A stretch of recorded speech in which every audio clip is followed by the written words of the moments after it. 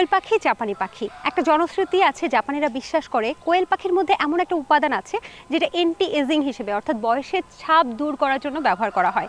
সেটা খুবই কাজে লাগে। দর্শক, আরও কিছু কিন্তু উপকারিতা আছে কোয়েল পাখি, সেটা হচ্ছে ডায়াবেটিক পেশেন্টদের জন্য ভালো, যাদের রোগ প্রতিরোধ ক্ষমতা বৃদ্ধি করতে হবে তাদের জন্য ভালো। শুধু তাই না, উচ্চ রক্তচাপ কমায় এবং যাদের হার্টের ডিজিজ আছে তাদের জন্য খুব ভালো। আরও নানান ধরনের ঔষধি গুণ আছে এই কোয়েল পাখির মাংসে এবং ডিমে। দর্শক, আজকে আমরা এসেছি বাংলাদেশ প্রাণী সম্পদ গবেষণা ইনস্টিটিউটের কোয়েলের শেডে। কোয়েল নিয়ে চলমান গবেষণাগুলো তুলে ধরবো এবং পাশাপাশি কোয়েলের মাংস এবং ডিম কতটা উপকারী, সেটা বাণিজ্যিক ভিত্তিতে পালন করলে কতটা লাভবান হতে পারে খামারে, সেই বিষয়গুলো তুলে ধরার চেষ্টা করছি। সবাইকে স্বাগত জানাচ্ছি দীপ্ত কৃষির আজকের এই পর্বে, পাওয়ার্ড বাই কাজী ফার্মস।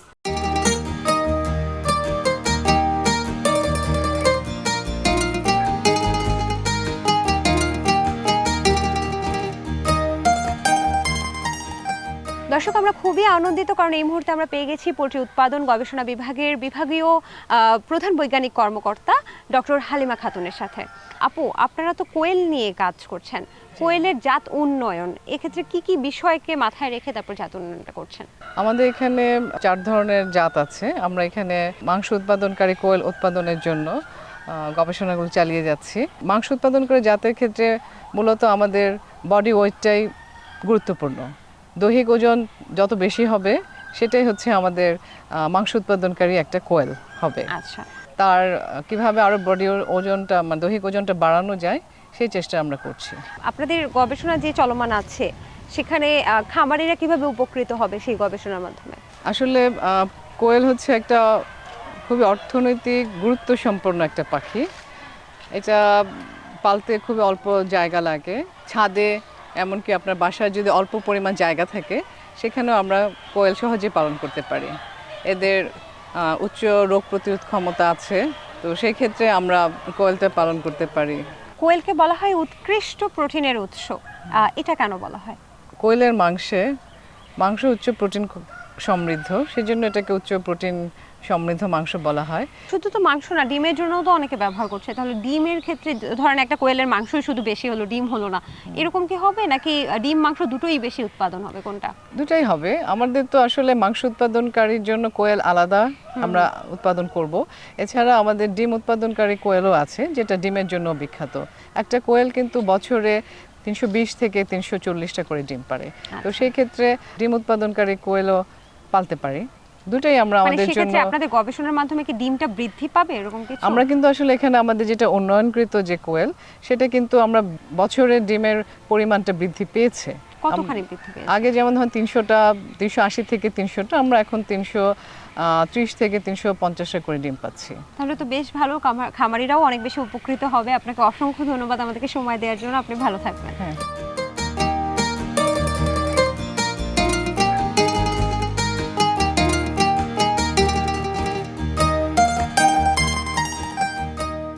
দর্শক, কোয়েল পাখির মাংসকে বলা হয় নিরাপদ, কম দামি প্রোটিনের উৎস এবং উৎকৃষ্ট প্রোটিনের উৎস। কোয়েল পাখির মাংস আসলে কতটুকু ভালো বা ডিমটা কতটুকু ভালো, এই ব্যাপারে আরো বিস্তারিত জানার জন্য আমি একজন সায়েন্টিস্টের সাথে কথা বলবো এই মুহূর্তে। ভাইয়া কেমন আছেন? আবারও তো দেখা হয়ে গেল আপনার সাথে। ধন্যবাদ আপনাকে। আমাদের বাংলাদেশে বাজারে যতগুলো মাংস দেখা যায় সেটা কোয়েল মিটের সাথে কম্পেয়ার যখন করা হয় তখন কোয়েল মিটটাকে বেস্ট ধরা হচ্ছে। এটার কারণ হলো কোয়েলের বডি সাইজ যেমন ছোট এবং এর যে পুষ্টিগুণ মাংসের ভিতরে এবং ডিমের ভিতরে সেটা সায়েন্টিফিক্যালি অনেক বেশি থাকে মুরগির তুলনায়। আচ্ছা ভাইয়া, একটু এইগুলো সম্পর্কে বলি, তারপরে আমরা আরো বিস্তারিত কথা বলবো এগুলো নিয়ে। আমার হাতে একটা সাদা কোয়েল আছে, আপনার হাতে যে ব্রাউন কালার যেটা সচরাচর আমরা দেখি সেই ধরনের একটা কোয়েল। কোয়েলের আসলে কি কি জাত আছে এবং বাণিজ্যিক ভিত্তিতে কোনটা আসলে সবচেয়ে বেশি উপযোগী? আসলে বাংলাদেশে আমরা যে কোয়েলগুলো দেখি এটা হলো বিভিন্ন কালারের, সেটা ভ্যারাইটি। এদের অরিজিন হলো মূলত জাপানিজ কোয়েল। উদাহরণস্বরূপ আমরা যদি আমাদের এই শেডে দেখি, এইখানে 4 থেকে 5 ধরনের কোয়েল আমরা নাম দিয়েছি আলাদাভাবে। যেটা হলো ব্ল্যাক, এটা ব্ল্যাক। আপনারা দেখছেন এই ব্ল্যাকের পারফরমেন্স অনেকটা জাপানিজ কোয়েলের চেয়ে এদের বডি ওয়েটটা একটু বেশি, এজন্য একে মিড টাইপ বলা হচ্ছে। কেমন হয় বডি ওয়েটটা? বডি ওয়েটটা ম্যাচিওর বডি ওয়েট সাধারণত 160 থেকে 170 গ্রাম। আচ্ছা আচ্ছা। আমরা যদি হোয়াইটের কথা চিন্তা করি, এটা আরেকটা জাত, যেটা আমরা এদের পালকের কালারের উপরে ভিত্তি করে আমরা নামকরণ করেছি হোয়াইট। এটাও মূলত জাপানিজ থেকে অরিজিন। জাপানিজের মতোই ডিম পারে, তবে জাপানিজের চেয়ে 1 থেকে 2% ডিম কম হয়, কিন্তু এদের বডি ওয়েট তুলনামূলকভাবে বেশি ওদের চেয়ে, 160-70 গ্রামের মতোই হয়। আচ্ছা, ডিমের পার্সেন্টেজ? ডিমের পার্সেন্টেজ মোরলেস সেম, 300-র উপরে ডিম দেয়।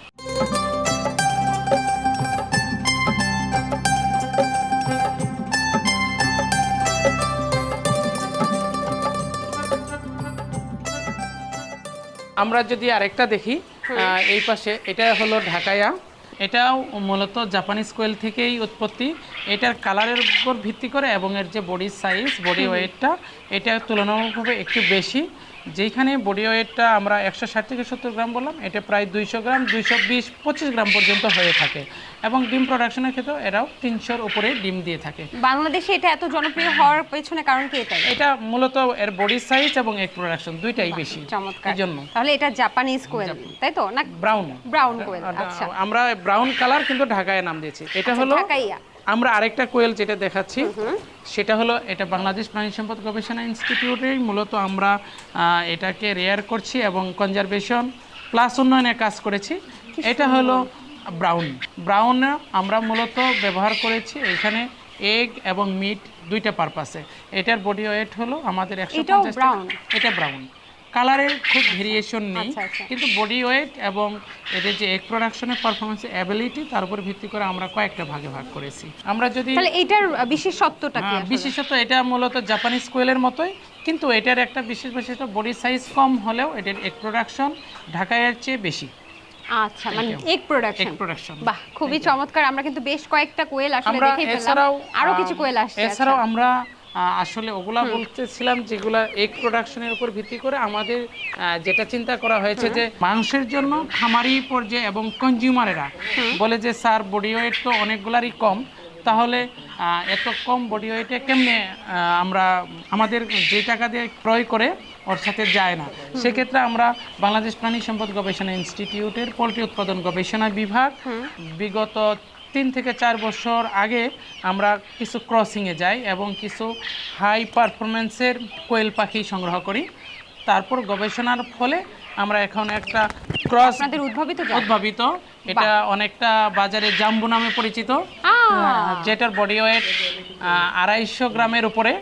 আমরা এটাকে গবেষণা করছি যেন বাংলাদেশের পরিবেশে এটা ভালোভাবে সাস্টেইন করে এবং খামারি লেভেলে ভালো পারফর্ম করতে পারে। এটার গবেষণা চলমান আছে। মিট প্রোডাকশনের ক্ষেত্রে আমরা এই ধরনের কোয়েলকে আমরা সংরক্ষণ করতে পারি এবং আমরা একটা নির্দিষ্ট সময় পরে এটা মিট টাইপ কোয়েল হিসেবে আমরা ঘোষণা দেব। তার মানে এই উদ্ভাবনটা তো কিন্তু সত্যি খুবই প্রশংসনীয়। আমাদের কি আর কোনো জাত দেখার আছে? আমরা যেমনটা দেখতেছিলেন, আমরা মূলত এখানে যে গবেষণাগুলো করি, আমরা 5 থেকে 6 ধরনের কোয়েল নিয়ে গবেষণা করি। এখন এইটা নির্দিষ্ট সময় পরে এই গবেষণার যে ফলাফল তার উপর ভিত্তি করে এবং খামারি লেভেলে যে ফলাফল আমরা ক্রস চেক করে আমরা এই 4টা থেকে 4টা স্ট্রেইন আমরা রিলিজ করব বলে আশা রাখছি এবং সেটা খুব অল্প সময়ের মধ্যেই হবে। কোয়েল পাখির মাংসের উপকারিতা সম্পর্কে আর একটু বিস্তারিত জানতে চাই। প্রথমত কি কি এলিমেন্ট কোয়েল পাখির মাংসে আমরা পাই?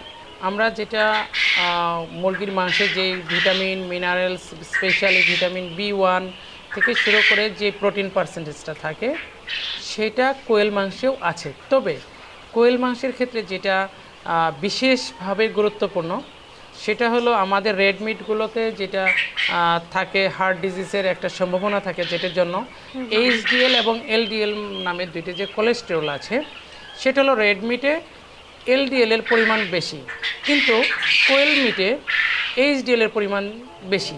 ফলে যে কোনো হার্ট ডিজিজ বা হার্টের যে মাসেলগুলো আছে সেটা শক্ত হয়ে যায়, আর্টিরিওস্ক্লেরোসিস, যেটার জন্য মানুষের হার্ট ডিজিজ হয় এবং মানুষ অকালেই মৃত্যুবরণ করে, মানে ধমনীর শিরা যে ব্লক হয়ে যায়, শক্ত হয়ে যায়। ফলে আমরা যদি কোয়েল মিটকে সাজেস্ট করা হয়, পপুলার বিভিন্ন আমরা পাবলিকেশনে দেখেছি যে কোয়েল মিটকে অনেক সময় রোগীর পথ্য হিসেবে সাজেস্ট করা হয়। অন্যদিকে আবার আরেকটা এস্থেটিক আমরা সাইটে দেখেছি যে কোয়েলের মাংস খেলে এক্সট্রা কিছু বেনিফিট শরীরে অ্যাড হয়। উদাহরণস্বরূপ আমি যদি বলি, কিছু কিছু পপুলার রাইটিংয়ে দেখা গিয়েছে কোয়েলের মাংস খেলে অ্যান্টি এজিং ইফেক্ট পড়ে, ফলে মানুষ সহজে বুড়িয়ে যায় না। এটার বিস্তর গবেষণা প্রয়োজন আমাদের বাংলাদেশের প্রেক্ষিতে। আমি শুধু লিটারেচার থেকে এই কথাটা বললাম, এবং মানুষের পারচেজিং অ্যাবিলিটির উপর ডিপেন্ড করে কোয়েলের বিশাল একটা সম্ভাবনা আছে বাংলাদেশে। কোয়েল পাখির মাংস নাকি ডায়াবেটিক রোগীদের জন্য ভালো? এটা ব্লাডের যে IGF-1 সিস্টেম আছে, IGF-1 এখানে সরাসরি কাজ করতে পারে, ফলে ওইটাকে ইনফ্লুয়েন্স করার ফলে, ওই সিস্টেমকে ইনফ্লুয়েন্স করার ফলে ব্লাডের যে হাই সুগার লেভেল এটাকে রিডিউস করতে সহযোগিতা করে, সাহায্য করে। অপরদিকে এর ভিতর যে কোয়েল মিটে আয়রনের পরিমাণটা এটা তুলনামূলকভাবে অন্য মাংসের চেয়ে বেশি, ফলে ডায়াবেটিস রোগীর ক্ষেত্রে এটা বিশেষ পজিটিভ একটা ইফেক্ট ফেলে। এই জন্য ডায়াবেটিস রোগীর পথ্য হিসেবেও এটাকে আমরা ট্রিট করতে পারি। আমরা কোয়েলের মিটকে একদম নিরাপদ মিট এবং সেফ ফুডের ক্ষেত্রে কোয়েলকে ফার্স্ট প্রায়োরিটি দিতে পারি। আপনাকে অসংখ্য ধন্যবাদ আপনার মূল্যবান সময় আমাদেরকে দেওয়ার জন্য।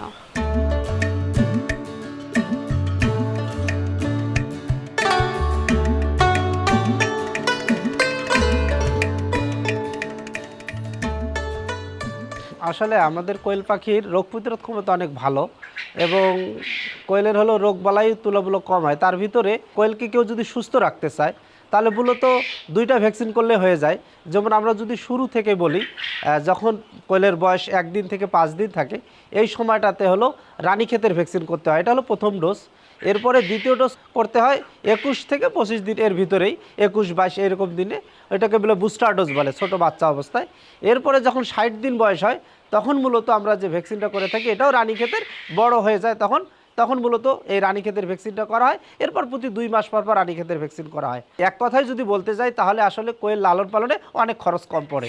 ভাইয়া, আপনার কাছ থেকে অনেক কিছু জানার ইচ্ছা, কারণ আপনিও একজন বিজ্ঞানী। তো সেক্ষেত্রে এই যে আমার হাতে প্রথমে ডিম যেহেতু আছে কোয়েল পাখির, দেখতে পাচ্ছি যে খুব সুন্দর ডিম হয়েছে মাশাআল্লাহ, কিন্তু এই যে একটা ডিম একটু দেখতে পাচ্ছি যে ধরলেই ডেবে যাচ্ছে, এই যে ডেবে যাচ্ছে, আবার খোসাটা পাতলা হয়েছে, আবার যেমন কোয়েল পাখির ডিমটা দেখি ওই রকম হয়নি। এটার কারণটা কি ভাইয়া, একটু যদি বলতেন। আসলে দেখেন, ডিম পাড়ার জন্য একটা মুরগির ডিমের গঠনের জন্য, এটার জন্য যে কোয়েল বা যে কোনো পাখির ডিম হতে গেলে তার ক্যালসিয়ামের একটা পার্সেন্টেজ দরকার হয়। যদি উপযুক্ত পরিমাণ, যার যে দরকার রেশন অনুযায়ী ওই ক্যালসিয়ামের পরিমাণ যদি কম থাকে, সেক্ষেত্রে অনেক সময় ক্যালসিফিকেশনটা কম হয়, সেক্ষেত্রে ডিমটা খোসা পাতলা হতে পারে।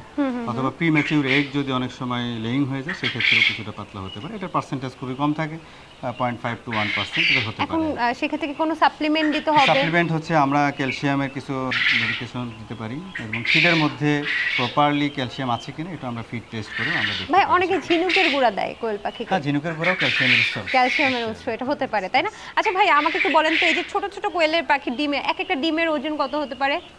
হ্যাঁ দেখুন, আসলে আমরা তো গবেষণা করছি, আমাদের গবেষণার মূল উদ্দেশ্যই হলো খামারিরা যে ডিমান্ড থাকে তাদের, তারা চায় যে যাতে আমরা বড় ডিম পাই, তাদের বিক্রি করতে সুবিধা হয়। আপনাদেরগুলো কিন্তু মানে অনেক বড়, হ্যাঁ, আমি দেখতে পাচ্ছি definitely। সাধারণত খামারের থেকে বড়। জি। এটা কিভাবে সম্ভব হলো? হ্যাঁ, ডেফিনেটলি আমরাও এই বিষয়গুলো নিয়েই গবেষণা করছি যে কী করে আমাদের খামারের যে চাহিদা আছে, তারা চায় বড় ডিম, তাদের বিক্রি করতে সুবিধা। আপনি জানেন এক হালি ডিমের দাম অলমোস্ট 16 টাকা, 4 টাকা একটা করে হয়। তো সেক্ষেত্রে যে বড় ডিম পাবে সে সহজেই বিক্রি করতে পারবে। যার ফলে আমরা যেটা করে থাকি, প্রতি বছর আমাদের এই যে ফ্লোকগুলো তৈরি হচ্ছে, এখানে প্রত্যেকটা বার্ড কতটুকু ডিম দিচ্ছে, তার ডিমের ওজন কত এবং তার ট্যাগ নাম্বার কত যদি আমি দেখাইতে চাই, এই যে ট্যাগ নাম্বারগুলো দেখছেন, এটা প্রত্যেকটা বার্ডের একটা করে ট্যাগ নাম্বার। আচ্ছা, ওই নাম্বার অনুসারে ওই বার্ডটা এক বছরে কতগুলো ডিম দিচ্ছে এই সংখ্যাটা আমরা রেকর্ড করে থাকি। পরবর্তীতে যার ডিমের সংখ্যা বেশি, যার ডিমের ওজন বেশি, সেই বার্ডগুলোকে আমরা সিলেকশন করি এবং মিটিংয়ের মাধ্যমে পরবর্তী জেনারেশন আমরা প্রডিউস করে থাকি। যার কারণে আমাদের বিগত কয়েক বছরের ফলশ্রুতিতে আমরা এই বড় ডিমের জাতগুলো উদ্ভাবন করতে পারছি। একদমই তাই। আমরা অনেক খামারে গিয়েছি দীপ্ত কৃষি প্রতিবেদনে, আসলে এত লার্জ ডিম কিন্তু দেখিনি। Definitely। ভাইয়া, একটা তো উপায় আপনি বললেন যে ভালো জাত উন্নয়ন করছেন, পাশাপাশি কয়টা ডিম সমান একটা মুরগির ডিম ভাইয়া, যদি আয়তনের ক্ষেত্রে বলি? হ্যাঁ দেখুন, আসলে আমরা জানি যে মুরগির যদি ডিমের ওজন বলি, দেশি মুরগির ডিম 40 থেকে 45 গ্রাম এভারেজ ওজন হয়ে থাকে। আর একটা কোয়েল পাখি যেহেতু 12 থেকে 13 গ্রাম হয়ে থাকে, তাহলে আমি 4টা ডিম সমান একটা দেশি মুরগির। তার মানে আমার হাতে এখন একটা দেশি মুরগির ডিমের সমান পরিমাণ হচ্ছে কোয়েল পাখির ডিম আছে। ডিম আছে। তাহলে পুষ্টিগুণটা যদি একটু বলতেন, মানে হ্যাঁ। পার্থক্যটা কি? হ্যাঁ, পার্থক্য পুষ্টিগুণ আসলে ডিমের পুষ্টিগুণ, ডিমের ভিতরে দুটো অংশ থাকে, একটা সাদা অংশ, এটা জানেন, এটা হচ্ছে প্রোটিনের সোর্স, আর একটা থাকে ডিমের কুসুম, যেটা হচ্ছে চর্বি বা ফ্যাট বলে থাকি। তো এই যে অংশটা, তো আমি যদি চিন্তা করি যে এটা ছোটো ডিমের যে পরিমাণ, আপনার যে 4টা ডিমের যে ওজন, তো এই ওজনের তুলনায় একটা দেশি মুরগি তার হয়তো পানির পরিমাণটা বেশি থাকতে পারে, প্রোটিন পার্সেন্টেজটা বেশি থাকবে, আর কুসুমের পরিমাণটা রেশিও অনুসারে বেশি পাবে না। আচ্ছা আচ্ছা। আর হচ্ছে একটা জিনিস হলো, এর ভিতরে যেহেতু আমাদের কোলেস্টেরল একটা বিষয় আছে, হ্যাঁ এটাতেও কোলেস্টেরল থাকে, মুরগির ডিমেও থাকে, তবে কোয়েলের ডিমে বিশেষত্ব হচ্ছে এখানে লো ডেনসিটি লাইপোপ্রোটিন, যেটাকে বলা হয় যে এটা কম থাকে এবং হাই ডেনসিটিটা বেশি থাকে, এবং হাই ডেনসিটিটা মানুষের জন্য ভালো, লো ডেনসিটিটা বেশি হলে এটা মানুষের হৃদরোগ, কোলেস্টেরলের যে প্রবলেম, যে ডিজিজগুলো সেগুলো হতে পারে। সেক্ষেত্রে আমি বলবো এটা ভালো। একদিনে কয়টা খেতে পারি? যেহেতু ছোট, টপ টপ করে খেয়ে গেল আমার হয়ে গেল, সেটা কি উপকার হবে দেহের জন্য? না, খাওয়া বলতে তার যেহেতু প্রোটিনের চাহিদা পূরণ করবে, অন্যান্য নিউট্রিয়েন্টের চাহিদা পূরণ করে থাকে ডিমের উদ্দেশ্য এটা।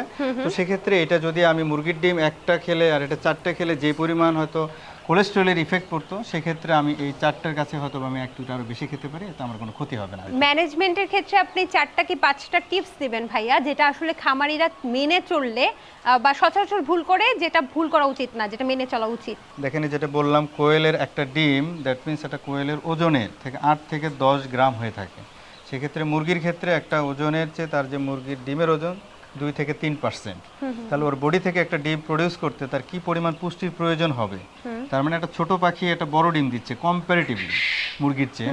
সেক্ষেত্রে আমাদের এই ফিডের ভিতরে অনেকে নর্মাল ফিড খেয়ে থাকেন, যেখানে প্রোটিন পার্সেন্টেজ থাকে অনলি, যদি আমি দেখাই, 16 থেকে 17% প্রোটিন দিয়ে থাকে। বাট আমরা যেটা করি, আমাদের এই খাবারের মধ্যে 24 থেকে 25% প্রোটিন দেওয়া আছে, আচ্ছা, যার কারণে সে কিন্তু তার যে up to the mark protein দরকার, সেই প্রোটিনটা পাচ্ছে। দারুণ। আর দেন কোনো?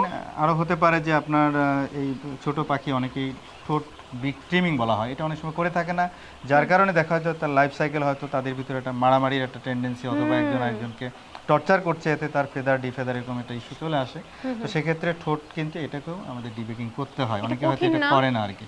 না, মেশিনে এটাকে বলা হয় হচ্ছে যদি খুবই সিম্পলভাবে বলে, এটা সেকা দেওয়া, জাস্ট মানে মাথাটা একটু ভোতা করে দিবে। আচ্ছা আচ্ছা। আর কোয়েল পাখি ভাই কতদিন পালা উচিত, মানে বাণিজ্যিক ভিত্তিতে করলে? বাণিজ্যিক ভিত্তিতে কোয়েলের এটা ডিপেন্ড করবে ফুললি তার প্রোডাকশনের উপর।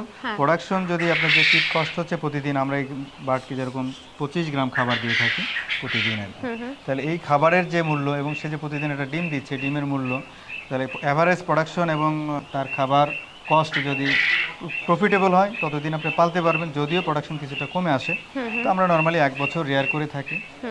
এরপরেও যদি প্রোডাকশন ভালো থাকে অথবা বাজারে মূল্য থাকে, এটা আসলে খামারিরা অনেকে ভালো জানেন, যতক্ষণ মূল্য আছে ততক্ষণ কিন্তু সে বার্ডগুলো কাল করবে না। এটাই জীবনকাল কতদিন? জীবনকাল এমনিতে আপনার 3 বছর 4 বছর, 3-4 বছর থাকে, তাও বাণিজ্যিক ভিত্তিতে 1 বছরই আমার কাছে মনে হয় এনাফ। প্রফিটেবল। ভাইয়া, আপনার গুরুত্বপূর্ণ সময় আমাদেরকে দিলেন এবং অনেক তথ্য কিন্তু জানালেন। অনেক ধন্যবাদ আপনাকে আমাদের সাথে যুক্ত হওয়ার জন্য। আপনাকে অনেক ধন্যবাদ আমাদের সাথে থাকার জন্য, তথ্য নেওয়ার জন্য। আসসালামু আলাইকুম। ওয়ালাইকুম আসসালাম।